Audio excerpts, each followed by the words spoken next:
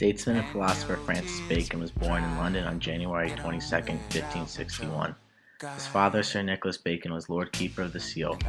Francis Bacon began attending Trinity College, Cambridge in April of 1573.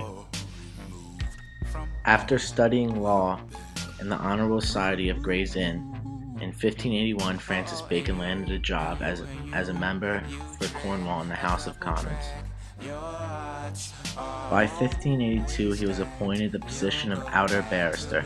Bacon's political career took a big leap forward in 1584 when he composed a letter of advice to Queen Elizabeth, his very first political memorandum. Bacon held his place in Parliament for nearly 4 decades, from 1584 to 1617, during which time he was extremely active in politics, law, and the royal court. When James I took over the throne of Britain, Francis Bacon was knighted.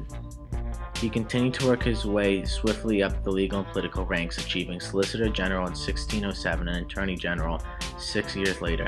In 1616, his career peaked when he was invited to join the Privy Council. Just a year later, he reached the same position of his father, Lord Keeper of the Great Seal. In 1618, Bacon surpassed his father's achievements when he was promoted to the lofty title of Lord Chancellor, one of the highest political offices in England. In 1621, Bacon became Viscount St. Albans, and in the same year he was accused of accepting bribes and impeached by Parliament for corruption. Some sources claim that Bacon was set up by enemies in Parliament and the court faction and was used as a scapegoat to protect the Duke of Buckingham from public hostility. Bacon was tried and found guilty after he confessed. He was fined a hefty £40,000 and sentenced to the Tower of London, but fortunately his sentence was reduced and his fine was lifted. With his political career over, Bacon could now study philosophy, which was one of his passions. By the time he had reached adulthood, Bacon was determined to alter the face of natural philosophy. He strove to create a new outline for the sciences with a focus on empirical scientific methods that depended on tangible proof, while developing the basis of applied science. Unlike the doctrines of Aristotle and Plato, Bacon's approach placed an emphasis on experimentation and interaction. His new scientific method involved gathering data, prudently analyzing it, and performing experiments to observe nature's truth in an organized way.